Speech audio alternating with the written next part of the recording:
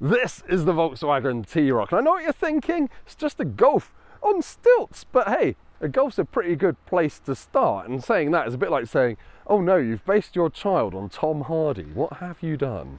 In this video, we're going to find out whether you should consider a T-Roc over a Golf or its SUV siblings. We're going to show you the interior, the technology, take it for a drive and find out if it's worthy of a place on your driveway. The T-Roc sits above the dainty T-Cross and below the all-conquering Tiguan in Volkswagen's SUV lineup, but it's been hugely popular since it came out in 2017. More than 1 million of us have bought one, and this is the facelift version that came out in 2022, bringing stylish new bumpers, wheels, a modernised interior, and you get LED headlights. In short, it's just quite a bit posher than the pre-facelift version. Now, as I've said before, it is quite hard to judge size on internet videos. This is 4.2 meters long, which is actually only about 4 centimeters shorter than a Volkswagen Golf. There is a slightly longer version, the Cabriolet, that's only got 2 doors, and it's quite cool. If you want a roof down SUV, it's basically your only choice. Then there's a fast R version of 300 horsepower, and it's seriously rapid, faster than that cyclist going through our frame.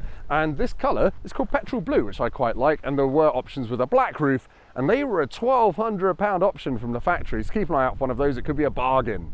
Should point out that style and R-Line models get tinted rear windows, so your little ones and your fluffy ones don't get toasted at the height of summer. Oh, and the facelift gave you slightly darker tail lights, so you'd have to be a proper T-Roc nerd to notice. When the T-Roc first came out, it felt a bit like a poor relation to the Golf, because the dashboard was covered in these horrible, hard, scratchy plastics. It didn't feel very Volkswagen, but that's all changed now for the facelift. If you're a fan of prodding dashboards, you'll like this now. And it does feel quite posh in here. The seats, they're covered in this sole flint grey material in this R-Line version. I don't know whose sole is that grey. Oh, mine. But yeah, it's a bit drab, is what I'm trying to say. You get digital driver's display, and I've got heated seats in this R-Line version. I think we should go and talk about the infotainment system though, because there's quite a lot to say about it.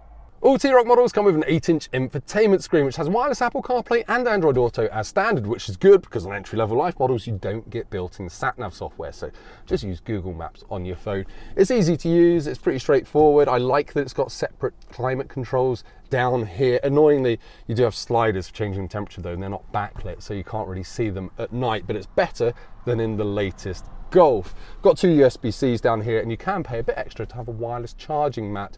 Now, it's worth looking out for a T-Roc that's got the upgraded Beats audio system. It was a £500 option from the factory, and it added a subwoofer in the boot for way more bass. Backseat space in the T-Roc is actually really impressive. I'm a 6'3" adult. That's my driving position. My knees are nowhere near being cramped, and nor are my feet. I've just got loads of room. Now, you might struggle to fit 3 adults across here for long journeys. It'll be a bit of a squeeze, but otherwise, just with 2 of you, it's fine. The doors even open wider than most other cars in this class, so it's easy to get child seats in and out. I've got 2 USB-Cs down there, and yeah, I'm really surprised. It's way bigger back here than in a Ford Puma. Now, this is where the T-Roc really wins out over the Golf. Its boot is 60 litres bigger at 445 litres. 50 litres less if you get a 4-wheel drive one of these. You've got this adjustable boot floor, which you can leave high, and that leaves you a really flat lip that matches up with the seats when you fold them down. So you can have a nice flat load bay all the way through to the driver's seat. But then you can drop it down, and it opens up even more space. It is really impressive for a small SUV. You can fit buggies, suitcases, whatever you like in there. It would make it as a family car. Should we go and drive it? I think we should. It's getting a bit windy. Now, obviously, there's no use having all that space for carrying stuff if the engines aren't powerful enough to lug it along. And the good news is, all of the T-Roc engines are reasonably powerful and efficient. This is the 2-litre diesel with 150 horsepower. It can get nearly 60 mpg, and it feels like a proper grown-up big car engine. But don't even dismiss the little 1-litre petrol. It might sound tiny, but it's actually perfectly decent in the T-Roc at motorway speeds. And at motorway speeds, you'll find the T-Roc is quiet and comfortable with not too much wind noise or tyre noise. It's also a safe car, thanks to a 5-star Euro NCAP rating, and higher spec models get things like adaptive cruise control as standard, and also lane keeping assist. Now, in terms of comfort, even though this is an R-Line model on stiff suspension and big wheels, it's not too bad, even on these kind of cratered roads outside Coventry. It's actually all right. It's not jiggling me about too much. It doesn't feel as sporty as a Ford Puma in the corners, but it grips and it goes where you want it to. So it's not massively enjoyable, but it does exactly what you want. But is it going to be a car that we really recommend? Let's head back to Motorpoint and find out.